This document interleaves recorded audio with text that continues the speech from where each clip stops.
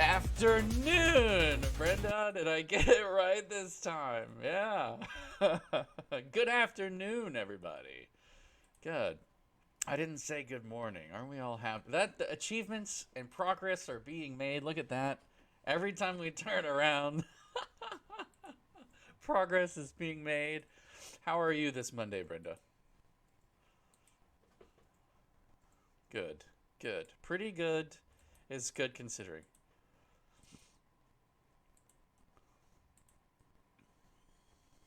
Hmm. To figure out how to access information when you've left your main computer somewhere is pretty challenging. But other than that, Yeah. everything's good. So you were out of town in Orlando and then you left your computer behind. I did. Yikes, that's frustrating. So that's why you're only doing pretty good today, huh? Uh-huh. Anytime I have to mess with electronics, I'm not Yeah. doing well at all. But I did manage to get us up on my iPad. So That's uh, you know what? that's That the good kudos. part.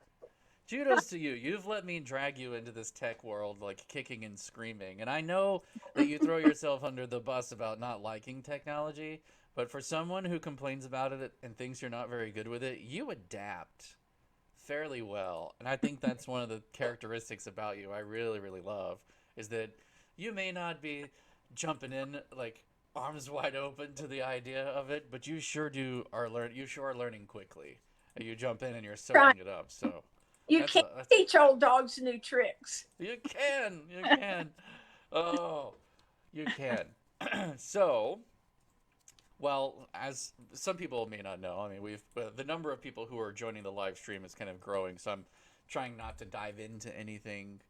That's one of the reasons why we run the sponsors screen and the intro as much as we do, which we'll take a moment as we begin our stream to thank one of our top sponsors, which is FPEA. They do the largest convention in Florida, and it's an amazing convention, and they have a lot of support for home education families. We also recently put up a link to them on our website with a page. So if you haven't visited the homepage recently and you'd like to check out some of their information, you can stop on over there and check it out. It's really, really awesome. But one of the reasons why we delay with some of that information is people trickle in. And sometimes we'll answer a question if we dive right in. And then, like a couple minutes in, somebody will ask the question we just answered. So, trying to stall a little bit. But, anywho, HEF, Home Education Foundation. Brenda, give us the quick version of it for people who may be new. We protect parental rights relating to educational choices in the Florida Capitol. Very good. And because of that, we end up following information through various organizations to keep up, right? We do a lot of behind the scenes conversations, calls, reading, catching up on information and news that they release internally or externally in order to try to stay up on what's coming for us, right? And also negotiating with them and educating them about uh, for example, we're still educating districts on home education rights and the home education law. We've got a new person over in Flagler County, and they're making up their own rules and regulations. So we're we constantly are staying in touch with people in those districts Mm-hmm. who are bringing those problems to us, and then we re-educate the new people that come in. And most of the time when those things occur, it's not that somebody's decided they're going to do something bad to homeschoolers, but it's a new person. They come in with a public school mindset. They don't understand that home education Mm-hmm. parents are the principals of the school, and they make the decisions, not the districts. And so then we have to have a sit down with them and say, here's the home education law. No, parents don't have to teach 5 subjects 5 days a week. No, they don't have to meet hours and days, because that's the way the law is set up. Mm-hmm. And parents, and they're going, really? You don't have to do any particular Yeah. subject matter? No, you Yeah. don't. It's up to the parent. Yeah, I was actually speaking with someone from another nonprofit organization earlier this week, and I was having a similar conversation like that with them, and they serve a lot of families, but they're not as familiar with home education and the rights and different things like that. And I was like, well, you should take a closer look at it. She was like, oh no, we don't have the bandwidth or the time for that. And I'm like, well, you'd be surprised once you understand what the law says and how it's written. But you know what you were saying is interesting because you've been doing this since the 1980s, which is over 30 years of educating and communicating and going back and forth with the agencies and with families. And I think that a lot of home educating families, because this is our space, we've chosen to be in it and we've been in it for a while, we take for granted that there are so many people who are not even familiar with home education. They don't know anything about those weird people who school at home, and just don't like society and their kids are going to grow up to be antisocial. I think that there's a lot of people who, and there's a lot of position changes constantly, like revolving doors almost, Yes. in the county positions and things like that, where they have to then be re-educated or someone has to go and talk with them again, and get them up to speed. And oh, this person handles that, switch gears, and oh, now this person runs that, or oh, this person was brought in as the head of that and they don't know anything, so it's like, okay, now we start from square one again. And it's Right. there's a never ending amount of work that has to be done because of that. But I think that, and tell me what you think about this, but I think that there's a level of taking it for granted because, like fish in water, home education's the sea we swim in, and we're so familiar with it. We can't imagine people are unfamiliar with it. But the truth is, like, there are a lot more people who are unfamiliar with it than are familiar with it, right? That's true. And And then when you put somebody in authority over something they don't know, they just make up the rules. So even though the law is in place and the law is protecting our rights, if we don't constantly stay on top of these districts and re educate them every time somebody changes over, then those practices that they've made up go into effect, and everybody who's unfamiliar with the law and how it works will say, oh, okay, I guess I'm supposed to turn my evaluation in June because they want it in June, even though my anniversary date is September, and they comply. And so then the districts get away with yeah, taking away your right. And so it's a constant battle. And if somebody's yeah, not fighting those battles, we're going to yeah, lose ground as far as parents having the right to determine those. certainly. And I think that's one of the important reasons why doing this podcast that we've been doing is so important. Is one, it gives our home education community a place to come to ask those questions when they see a red flag, or they go, something seems fishy here. What about this? And throw it up in the chat. If you guys have questions right now, we're just getting the podcast rolling. So if you have questions, throw them up. I see that Deline Howell has asked a question, so we'll get to that at a certain point too. The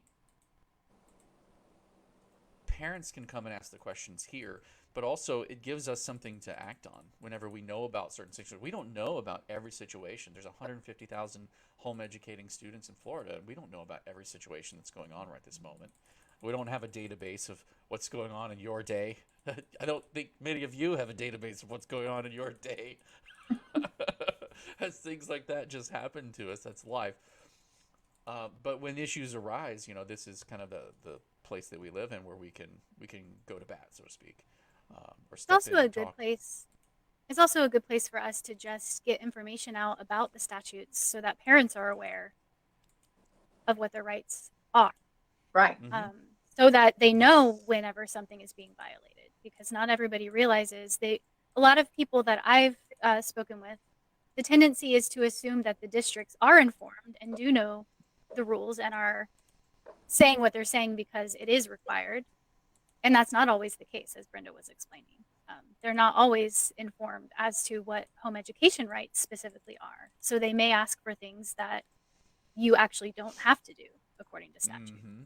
And we would prefer that you not give them information. In fact, about 5 years ago, I went back into the law because there was one particular district that was demanding to see the child's birth certificate and the parent's driver's license to try to make sure that that person was, in fact, the parent of the child. And we had a couple of meetings with her, and she was adamant that she had that right. And even the attorney in that district backed her up. They both came out of DCF. And so they were very concerned about, I guess, child trafficking and the safety of the children, which I totally agreed with her on. Sure. That's not the superintendent's responsibility. So they brought the responsibilities of DCF over into home education, and we said, you can't do that. And they said, Right. well, we're going to do it. And so I said, well, then you're going to make us have to change the law. And they obviously didn't think that we could. And so we put into the statute that the superintendent can't ask for any other documentation that is not specifically stated in statute. So they had to quit doing it. But you had to pass a law to make them quit. Right. Yeah, that's very important. Things like that are very important, and it's really important to have a lobbyist who is speaking on behalf of parents in the Capitol so that we can keep these rights intact. It's just also, it's not just the Capitol, like it's the different counties and groups that we have to go back and forth with. So, all right, we do have some questions coming in. Tammy Hager says, I tried to tag you in a post on the Tampa Bay homeschool families group. It will not let me, probably won't let you tag HEF. She says, you need to correct it. I tagged Brenda, though. I don't know that Brenda will see those. You may want to tag Crystal. Yeah, you can tag me. Monitors. If you have a post that you're concerned about that's happening in, a community group on Facebook, you can tag me because I do watch my Facebook notifications. And then if you tag me and just, tell me that it's something you think HEF needs to pay attention to, then I'll pass that on to Brenda or whatever needs to happen. We're trying to keep Brenda on Technology Lite, the easy version of I kind of, so yeah, I kind of act as her filter. So, tag me and then I can communicate those concerns to her so she doesn't have to watch all the Facebook notifications all the time. Yeah, we don't want her getting overwhelmed with all this tech stuff and then saying, screw it, I don't even want to do the podcasts. So we will try to keep her bandwidth light. But yeah, we'll monitor those. So if you tag Crystal, that'd be perfect. And if you can speak to the admin to allow pages, not just people, to be tagged, they can. That might open them up to a whole nother level of having to monitor. But if you're just tagging, I don't really see why not. It's allowing that's pages probably to why comment you is something else. But. Yeah, that's probably why you couldn't tag HEF if they have it turned off where you can't tag a page. Correct. Deline says, I have one child switched to FTCPEP and one child still FESEO. We were a renewal family for private school and are in the first tier income priority group. I did everything at the same time, multiple times for the one who was not switched to FTCPEP. Is there anything I should/can do before they reach scholarship capacity? Or should I just wait and hope they aren't planning on only funding one of my two children? I know I'm not the only family in this position. Yeah, so you're definitely not the only family in that position. Brenda had a call with them on Friday, and all we can really say is that we know from that call that they are trying to work on things. They're not ignoring parents' concerns. They are working on going through all of the PEP applications, getting everything weeded through, trying to fix any glitches or anything that fell through the cracks. But they're kind of dealing with a lot all at once. And Brenda can kind of explain more because she was on that call with them. But I just wanted to kind of comment that they're not ignoring the issues. They are working on them. They do know that there are applications that have glitches and all kinds of things that are going on. Brenda, do you want to speak a little more about what all they're dealing with there? I do, but there is something that they can do and submit some sort of ticket to the SFOs to tell them there's a problem. Will you explain that? Yeah. So if you haven't already done this, Delene, and maybe you have, but if you go to stepupforstudents.org/get support, assuming that you're using StepUp, which I'm pretty sure you are, because I know we've commented before, there is a support ticket. It's called a known challenges ticket that you can support, and it officially creates a ticket number for you for them to follow up on. So Where it's would a that little be? bit more it's a little bit more of an official track for submitting an issue than just calling a call center, because they will have then an official ticket open. If you've already done that and you're just waiting to hear back, then there's really not much more that we know to tell you to do. So And that's on which which page? it's stepupforstudents.org/get support. /get support. Yeah. If you Okay. just scroll down, you'll Yeah. see the known challenges form that you can submit. That opens a support ticket for them to follow up on. Oh, known challenges support. Here it is. Yeah. Yep. Okay, cool. Yep. But I know some people have already done that and just have not heard back. So if you're in that situation, then it is just a kind of be patient and wait for them to get back to you thing, which Brenda can explain why it's taking them so long to get back to people. Well, PEP is not the only program. That's only 20,000 students that they're having to deal with. But the legislature opened up all of the private school options for kids to be unlimited. And so they've got over 400,000 kids in the FES EO and FTC EO that they're trying to get funding for. So Friday was a call that we normally have on Monday, but they moved it back to Friday because there are private schools that are forming a group to basically voice all of their concerns in terms of what's not happening through Step Up. I don't know whether they're attacking AAA or not. We don't have any information on that. But the schools are not being paid. And they are in a bad situation because not only are their students not being funded, but they've held those slots for students. And they have teachers that they've got to pay and light bills they've got to pay.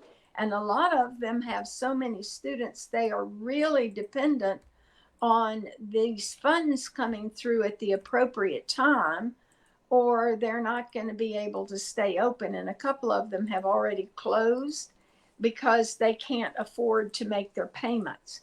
So that leaves kids out in the cold. It leaves teachers with no jobs and on and on. The process that it takes to go through getting the funding to an individual child, especially those in a private school, is very complicated, but it also applies to the PEP students. They have to submit the names of those students. Remember, we're talking 400,000 plus to the Department of Education, who then has to run them through the school districts to make sure those students are not enrolled in a school district. That's why you needed to withdraw your child from the home education program as soon as you were told you had the FTC PEP scholarship. Because if you were then tagged being in the school district, you would not get funding under PEP. So that's one potential glitch right there. So once they run all these students, including all the private school students, to make sure they're not enrolled in a public school or a charter school and get approval, then they send those names to fiscal in the Department of Education, who then deals with whatever monies that they need to say the students in this district get this amount of money. The students in The next district get this amount of money, and it depends on the district and the grade level of the student. So they have to do all of that accounting. Then they send that over to the chief financial officer's office, Department of Revenue, who then cuts the check back to DOE. DOE then sends it to the school. It's not as complicated for parents because the money then would go directly to Step Up for Students for the parents. But Step Up for Students is also sending those funds out to the school.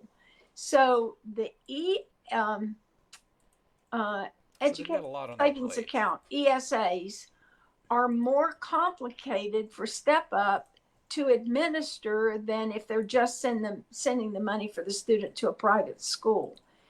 So those probably are going to go more smoothly.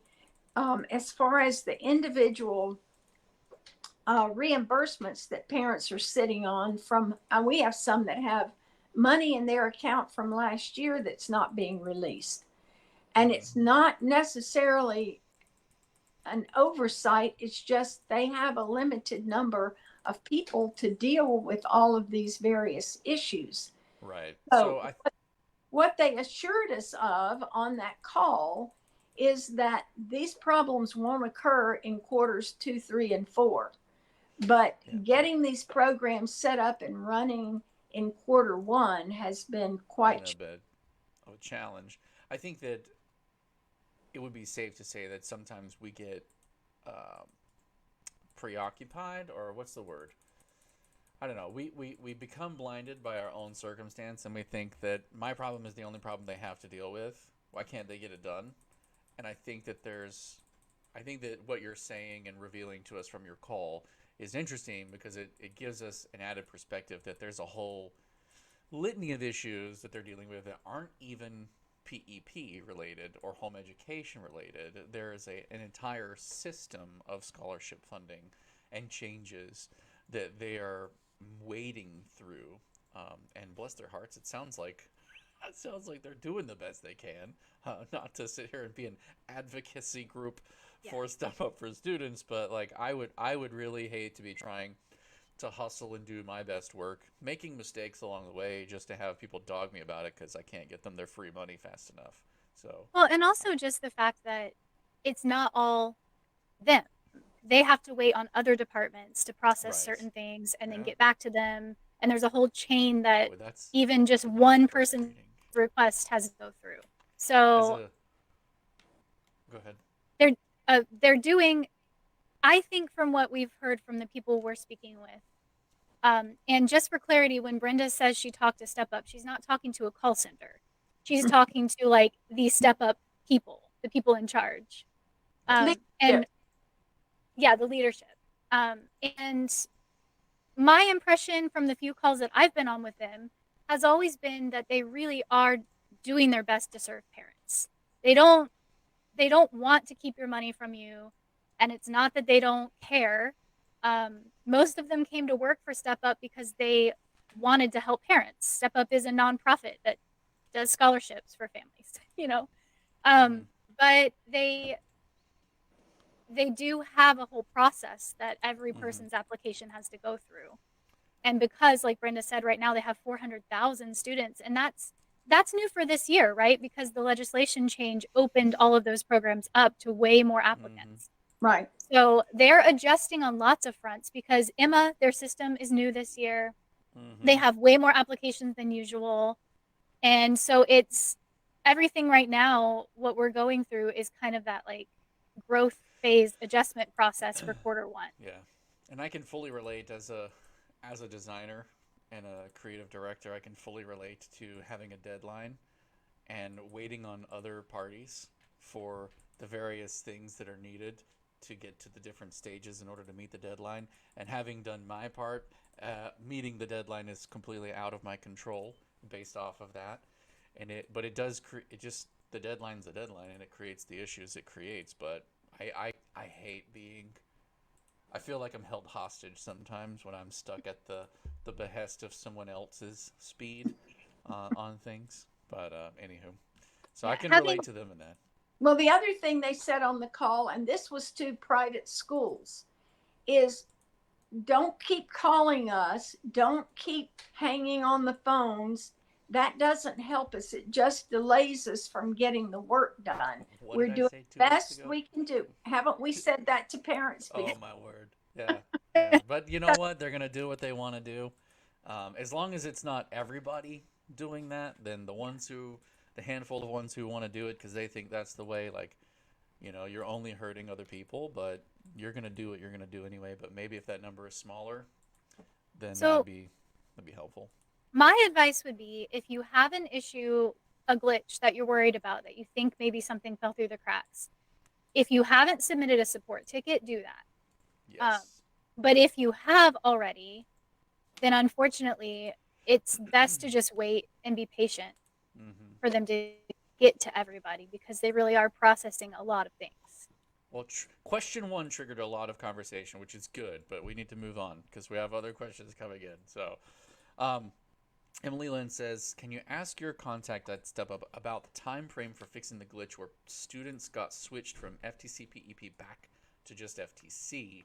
I've reached out multiple times and have been assured that they are working on it and that their PEP status has not actually been revoked, but I am up against a deadline to turn in two of my students' paperwork for sports at the public school, and we must provide documentation that they are PEP students per the FHSAA form for PEP students. I have no such documentation, and the help desk could not help with any documentation." Ooh, ooh, ooh! It moved. So my immediate follow-up question for her would Mm-hmm. be, did you receive the email that said you were awarded PEP specifically? Mm-hmm. Um, and then your status switched back. Because if so, you could probably submit. I know that those award emails didn't have specific student names on them, but maybe you could submit that email and just let them know that the rest of it is still being processed, but you received this award email. Um, that might at least be something you could show.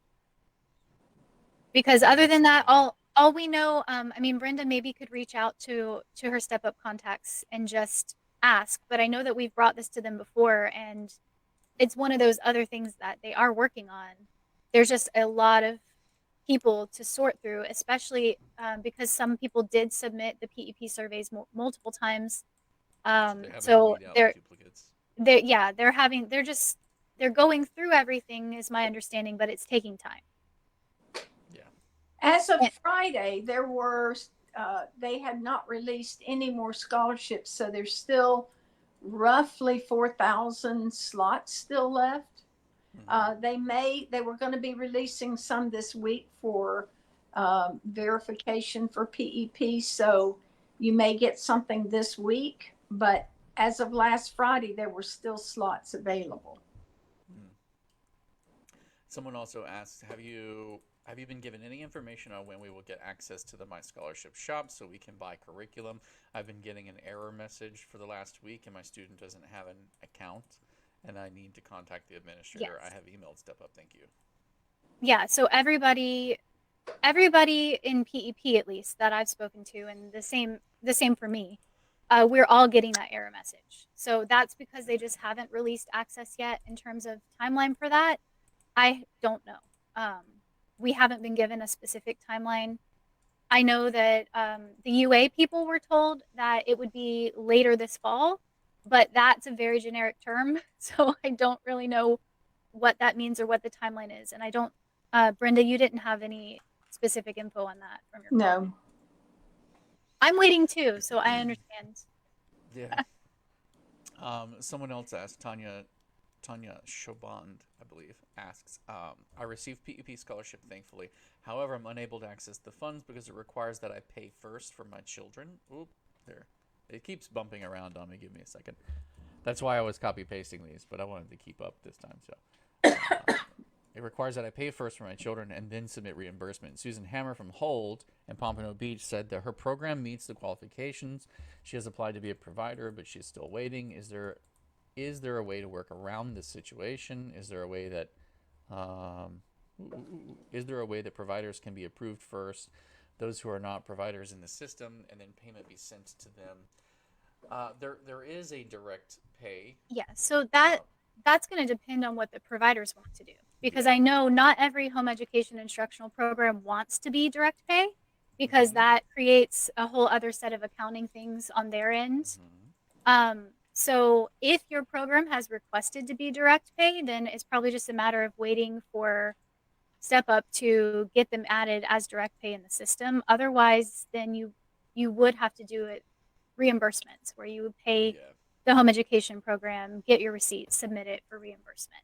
A lot of the home education instructional programs are willing to work with parents, They can be. letting you pay in installments or something rather than having to Mm-hmm. pay everything up front. But that would be between you and your home Right. education instructional program And I that will you're say that Crystal was the director of a home education I was. instructional program up until last year when she came to Mm-hmm. help us. And the there is a window of abuse for this that you want to be careful of, because I think she's even heard from that program that people had submitted for their payments and then asked for a refund, right? Like they're like, oh well, we decided not to do this, and so they're trying to get the refund back for their money. So they wanted to get the reimbursement check, and then they're using it basically to cash out cash.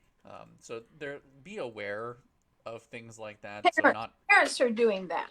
yeah, Yes. not Yeah. So actually. Yes, the parents are doing that, and to protect the home education instructional programs, to protect the systems as a whole, and all the other parents who aren't trying to abuse it.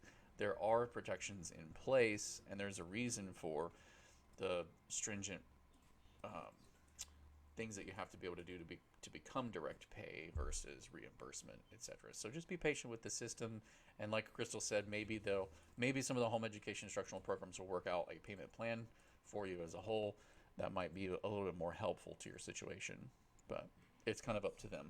The law specifically says the parents can't get any kickbacks. Mm-hmm. So they're trying to cover every area of potential Mm-hmm. fraud that could be Right. thought of. Those of us that don't cheat, we Right. we can't think of all the potential fraud that could occur. Some It's people's kind of like brains just work that way. telling your child, don't do this and this and this and this, but you forgot that one thing. That's So right. they And they said, go do it. didn't tell me not Yeah. to do that one. Yes. Yes. And we think we grow up. We're just children in bigger skin, right? Right. All right. Jacqueline Shum says, for home education, you can enroll in an out-of-state online private school, and that is considered a curriculum choice. Yes. Yeah. Would that also apply to PEP, even if not reimbursable? Can a PEP student enroll with an out-of-state private school to utilize their curriculum choice and still be eligible for PEP? So I believe the answer to that is yes. PEP funds don't cover that, but that can still be a choice, an educational choice. well, it would they can make. depend on how they're enrolled, I think, because you can't have a private school tracking your attendance and be in the private school track and also be in PEP. Right. Right. Brenda, what do you think? I'm going to say that if it's an out of state program and they're paying for it out of their Out pocket, of pocket. they it just says PEP funds can't be used for that. Correct. So if it's an in-state, if they have any office or any entity that is Satellite location. registered with the Department of Education as a private school in Florida, you cannot be enrolled in that.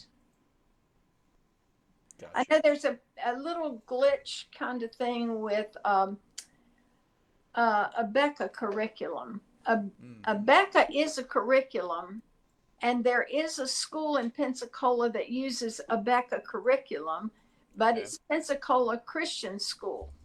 And their policy is, and we had to go through this and figure it out for athletics, because you can't be enrolled in a private school as a home education student, but only the students that live in Escambia County can enroll in the private school. And if you use their curriculum, even though they uh,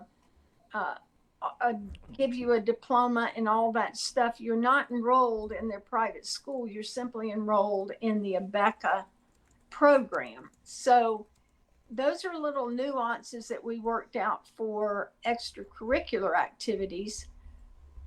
I don't think we've yet addressed that for the PEP program. So, just make sure that you are only using it if it's an in-state program as a curriculum. Okay. You're right.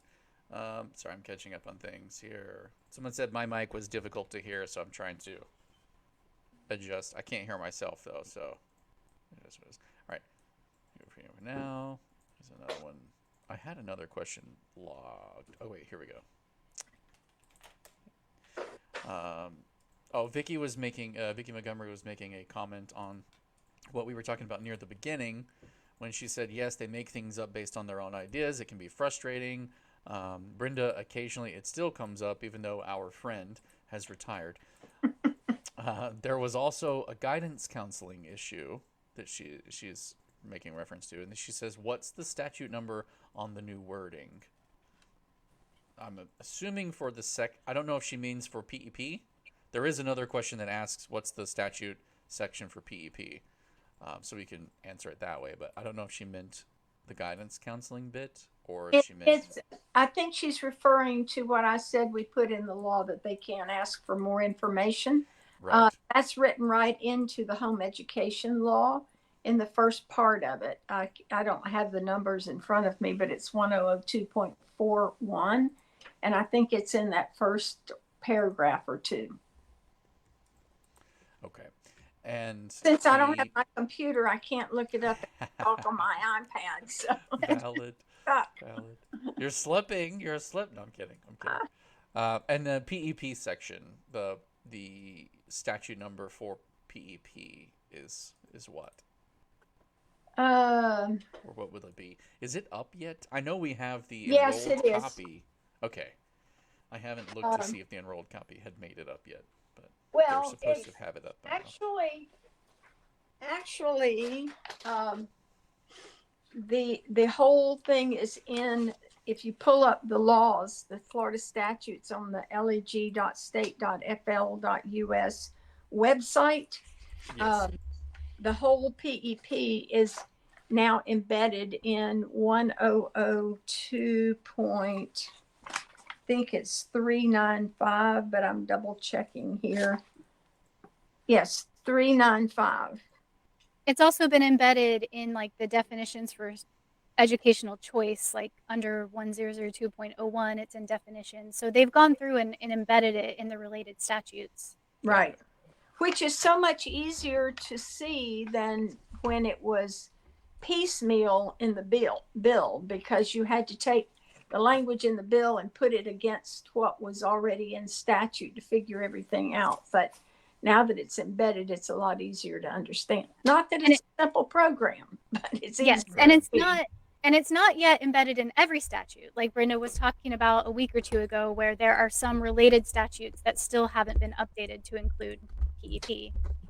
But they're working on that. Which leads me to say there will be committee meetings next month starting in October. I don't know yet what's on the agenda because it's not out, but the week of October 9th and October 16th are the committee meetings slots for the session that starts in January.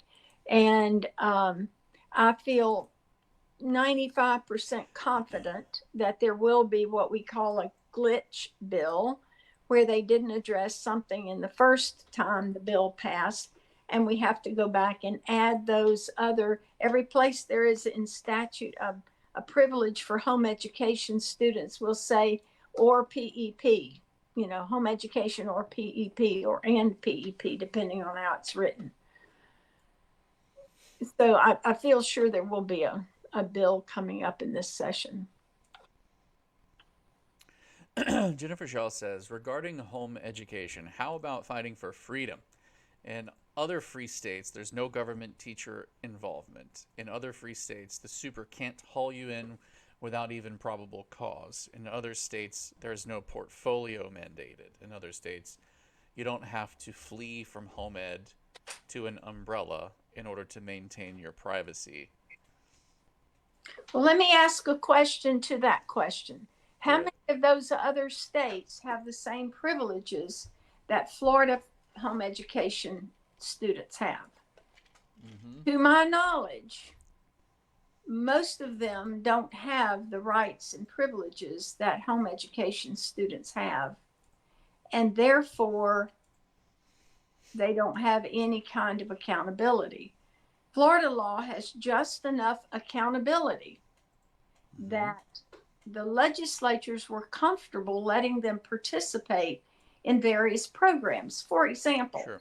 Bright Futures. The public school, private school students have to have a certain number of credits in certain courses. They have to have a high GPA.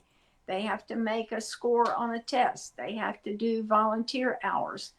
Florida home education students, to get a Bright Futures, don't have to verify which courses they take.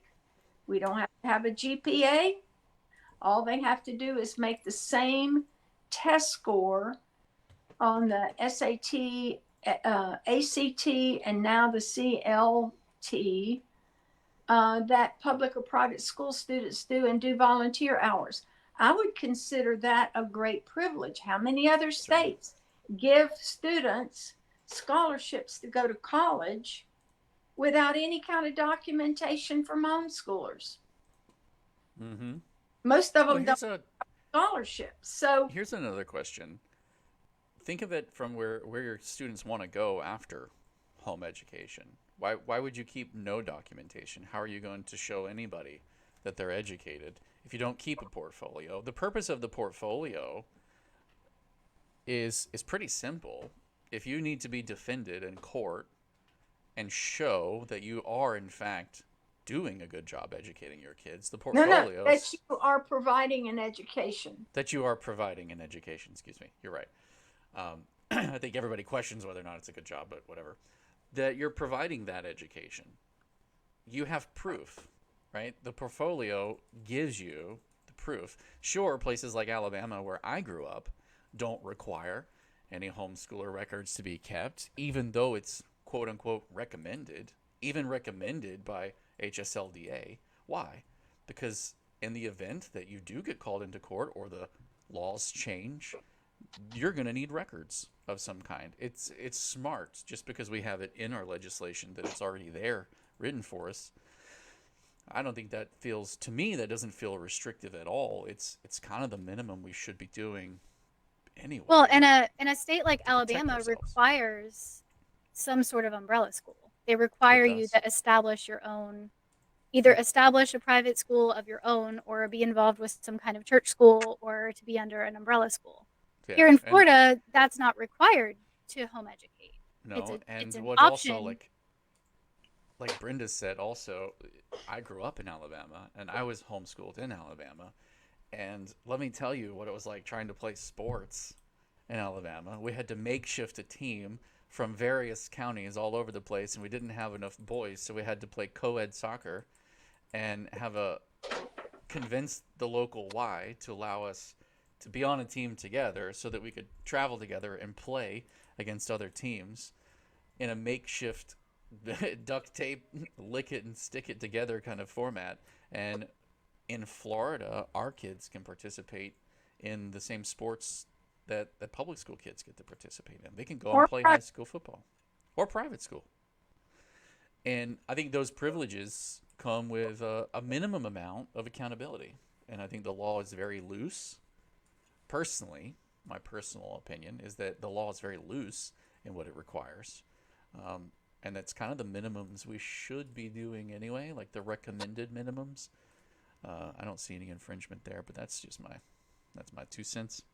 Well, if you need to create a transcript, if you're going to go to a university, especially an out-of-state university, they're going to want some sort of record of what your children did. And if you homeschool like I did, which there wasn't really very many curriculums available, 3, and I didn't like any of the 3. So I made up my own home education program. And if we didn't have those records, I took it to a guidance counselor, and she took what I had and put it into a framework that said, well, they did biology, and they did, but it was a running record from the time my kids were in 2nd grade going forward, because we did a lot of biology in elementary school, detailed biology, like classifying insects in 4th and 5th grade, with their, family name, species name, and all of that.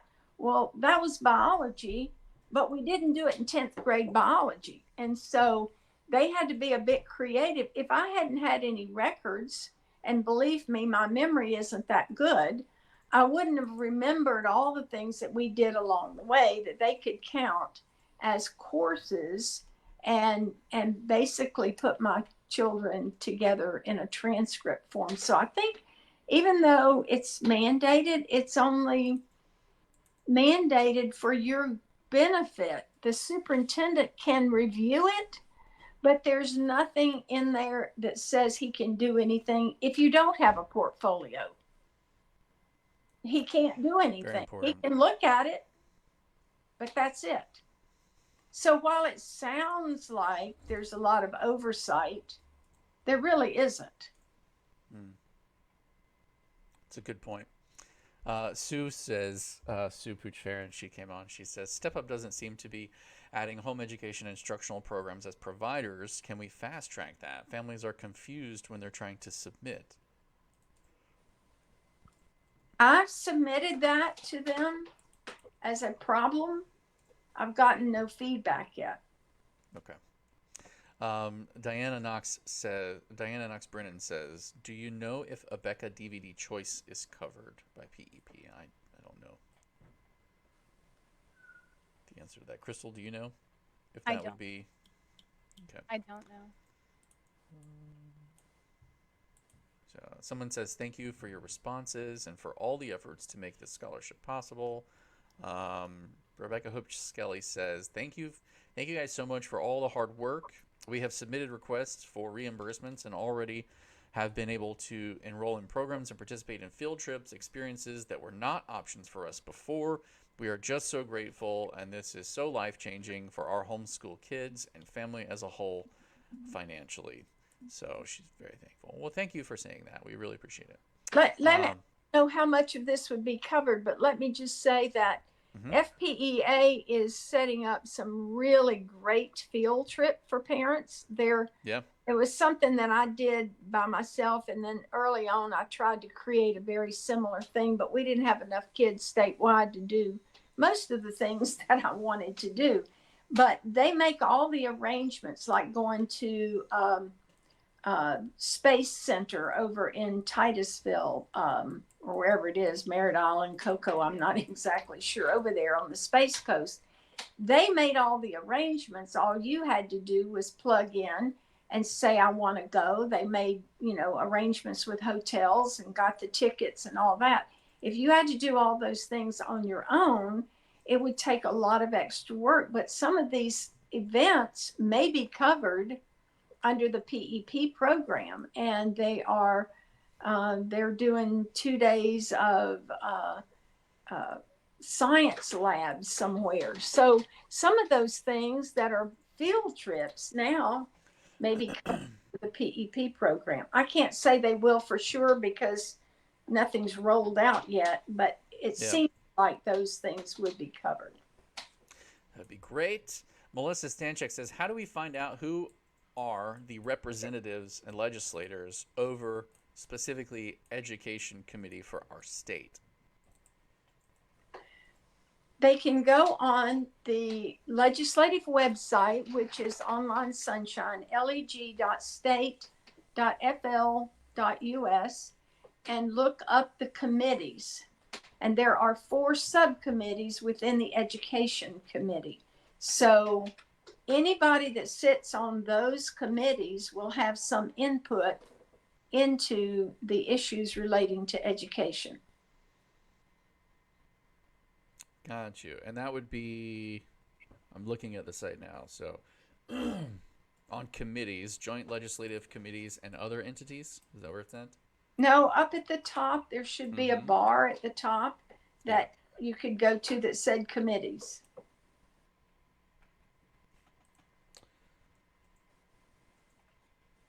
Do you have to go to the House or Senate first?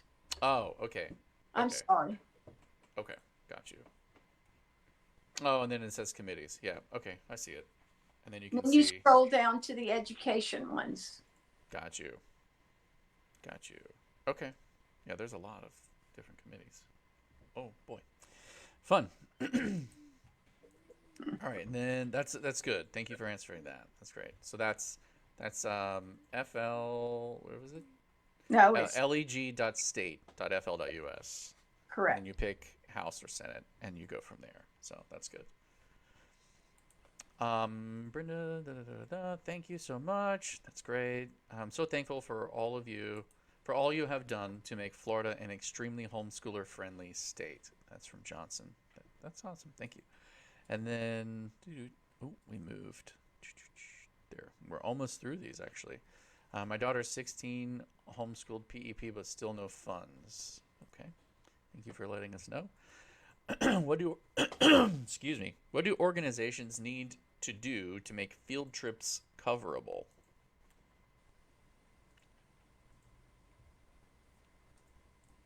Do you know the answer to that, Crystal? No. Yeah. I would say I would recommend if you're wanting to make it coverable by PEP specifically, have them take a look at the purchasing guide for the criteria that are under field trips, because it's going to have to at least meet whatever base Those requirements criteria. are listed there. Yeah. But beyond that, I'm not sure. And they can, once the program gets rolling in the second quarter, they would be able to, we're told, to request up front if something is approved. But right now, they don't have time to try to approve things. They're not even getting to the money. So let's get the money first, and then we can work on what is approved and what isn't approved. Yeah, let's get Yeah. people awarded, actually Right. as PEP first. We can start inventing various ways to spend it. With so much uncertainty, do you think it is a good idea to use PEP for a high schooler who is dual enrolled? That's an opinion question. I can say that if you've applied and you're on the list, you'll be first in line or among the first in line on the waiting list for next year. And they're going to award 40,000 additional scholarships next year. If you want to be absolutely certain with no ifs, ands, or buts, I'd say stay where you are. But we've been told that they will be able to work all those things out. I sent a dual enrollment issue to the department last week. It took me a couple of days to get the exact people that were telling the parent that they couldn't do dual enrollment under PEP. So the department is reaching out to educate them. They're also sending a memo to the state college, the Division of State Colleges, to tell them that PEP students can do dual enrollment. It's just a lot of, I started working on options for homeschoolers in 1994. It was probably 10 years before we got all of the rights and privileges worked out, and the how they're going to handle the paperwork and all of that. And now we've asked the scholarship funding organization and DOE and all of the other departments or universities to do this in a matter of 2 months. And it's a big undertaking. And I feel confident that we're going to get all these students in the right place. They're not going to lose any privileges, but it's probably going to be a one-on-one situation if they fall through the cracks. So, just say turn down the PEP this year, and if you're asked if you want it, and remain on the waiting list for next year. Hmm. A few weeks ago, there was an update stating that a norm referenced test could be proctored at home by a parent if the manufacturer of the test allows it. I searched the FAQ section on the PEP page on the SUFS website, and I searched the DOE website, but I do not see the updated verbiage stating this. Is it definitely confirmed? So one of the things that happened is they removed verbiage that was on the page Right. before. So That was previously, the norm referenced assessment page at the DOE had a line in there that said it had to be proctored at a public school. That line, to my knowledge, unless they put it back, has been Right. removed. So that is one clear indicator that they are in fact working on it. changing the expectation for it to be proctored at a school setting. Mm-hmm. The other thing is, and I'm going to see if I can pull it up right now, but Step Up confirmed that this was the case for them, that they were allowing it to be proctored according to the manufacturer recommendation, which would mean if the manufacturer says it can be proctored by a parent, that they will allow that. And I thought that they had added wording to that in their things. That's what I'm pulling up for right now. Okay. Yes, it says under testing, if you go to the PEP FAQs, like the PEP page at Step Up, their FAQs for PEP say they have a whole section on testing. Where can PEP students take state-approved norm reference tests? Test accommodations and location requirements vary by test. Some tests will require a test proctor in a school setting, but others may allow for tests to be taken at All alternative right, locations. Zippy, slow down. Hold on. Wait. For those of us who are slower than you at clicking buttons, Oh, which are is you pretty much bringing up the everybody, screen share? I am bringing up the Okay. screen share. So, Yeah.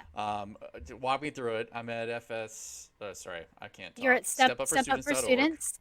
Yep, Okay, homepage. so all right, so from the homepage, you want to Yep. click on the scholarships or hover over the scholarships tab at the Uh-huh. top and click on personalized education. All right, got it. And then scroll all the way down that page to the To the bottom where it bottom footer. says, right above the footer, next to where it Okay. says apply now, it says frequently Yep. asked questions. That's going to bring up a pop up. Oh, that one up here. This apply now. Okay, got it. So you should be on a FAQ pop up. If I you am. scroll down, there's a section that says testing. Testing. I'm just going to do Control F and find the word testing. It appears in 3 locations. There it is. Found the section. Yes. And the second question there is where can PEP students take the state approved norm reference tests?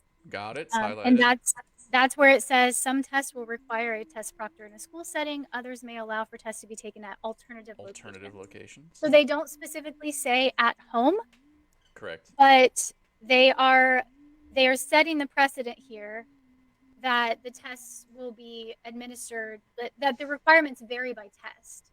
Got it. Essentially meaning that they will be going based on the manufacturer's recommendations. Word. Okay, cool. And let me be sending something out about this, but I got a call from someone at the new college in Sarasota, I think. They are going to be offering the CLT to be given at home free of charge. It will be proctored in some way. I don't know if that means the student has to sit in front of the computer. Right. Oh, and a person is watching them on computer. I don't know what that means, but they said it would be proctored and it will be free of charge. So if anybody wants to try it out and see how their child does on it, believe that date is November 3rd, but I'm going to be getting more information from the college as soon as they have their details worked out. And we will be posting it where on the website? That's a good question. Probably the forum. That's where most of these questions go. If you haven't followed our forum yet, So that is flhef.org/forum. There's a lot of questions that have been asked and are continuing to be asked. My wife puts answers to those, and she puts timestamps on them, so you know when the information is current or when it's been updated and things like that. So that's where you'll find that information. Someone says, my son is 16, wants to work, quote, during school hours, end quote. As a PEP student, who will show he is in compliance? Step up.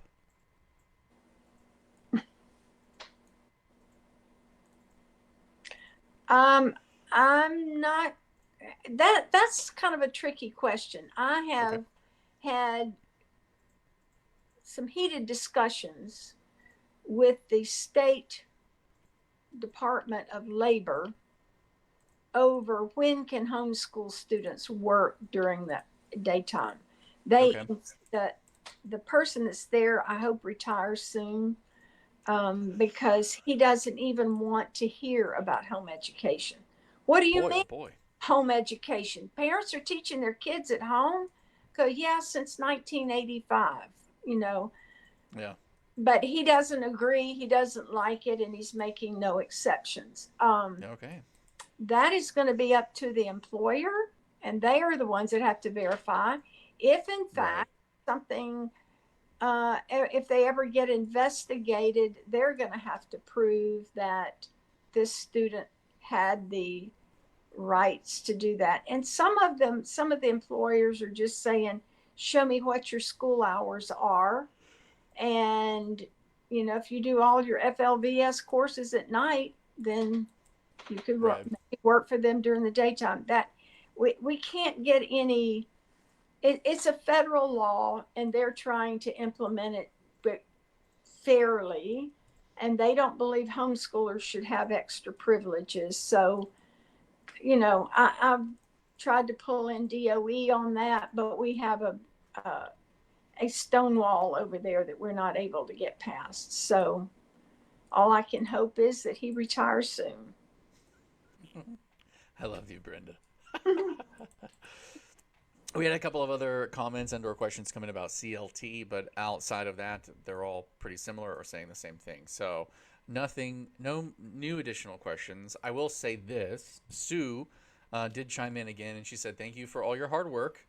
She said, "Let's all spread the word to support HEF, so we never lose you guys." And I will say that everything that you've seen, even there's not even a unanimous voice per se among home education families, which is sad, although we all agree on one thing, and that's kind of the thing that's most important to us at HEF, and that is that the parents and not the government or anyone else are responsible for our families and our children and the choices, and that as such we should be the final decision makers, and that as such we want a voice in the Capitol to represent that. It is a lot of work. There are a lot of committees, there are a lot of groups, there are a lot of departments, there's a lot of follow up and people to talk to and meet with and connect to give that voice to and to give it volume.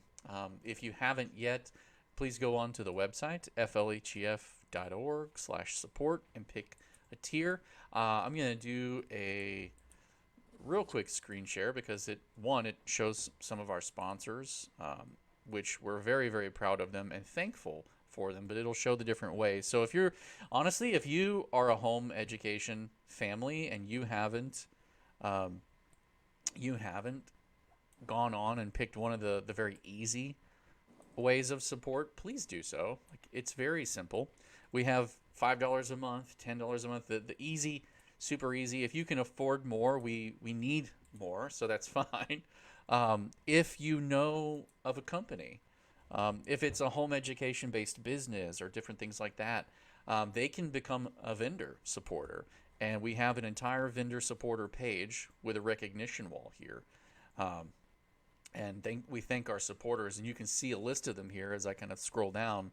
But these are companies that are giving $100 a month on the vendor support tier to support the work that we're doing. And some of them, as you can see, Electrical Works Incorporated, aren't even home education programs or things like that. They aren't a scholastic or an extracurricular activity program or anything.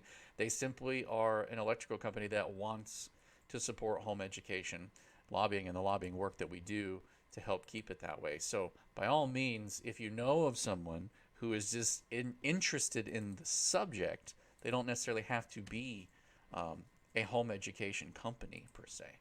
There's that. We also have an even higher tier at $1,200 $1,000 a month that they can give as a corporation, and they can get marketing dollar tax breaks for. That's a different conversation, but we do have some of those. They are highlighted on our homepage. There's more to come. FPEA is one of those, and as such, they get an entire page dedicated to them and the reasons. We thank them for one, and we go into their mission and vision as a company, tell a little bit about them. We put out links to their website so they get backlinks and marketing and all kinds of other stuff. But they also talk about the synergy that they have with home education and why they want to support HEF to make sure that parents can home educate. And there are a lot of good reasons for that. I think most of them involve creating better citizens, people who like to take accountability and responsibility into our own hands and do just that. But anywho, let's see, we've got some coming in. County has more. I'll talk about how.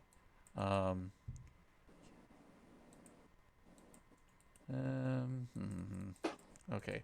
Well, While you're looking, while you're looking we've got for like those, an argument happening in our comments section. let me Go just ahead. add, if you are wanting to stay updated on information that we receive, because we do these live streams, but if we receive an important update during the week, we post those updates in our forum. So if we have new information, that's the place it's going to go. So if you don't follow our forum, it is free to create a site member account, and you can follow the forum, and that way you'll see any updates. If we do, for example, if we do hear back from Step Up on a timeline for the My Scholar Shop to open, I would post it there. So that's a good place if you're wanting the latest information coming directly from the sources.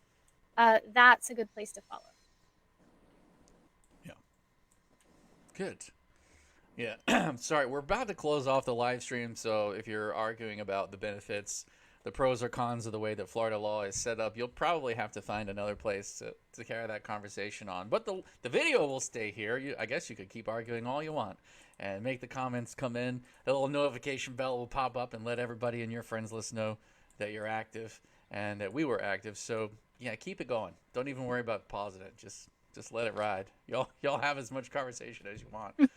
We're going to go ahead and bring the stream to a close because I know we're about an hour and 10 minutes in, and Brenda needs to get to things, and I know I have to get back to work at my other full-time job. So we'll call it there.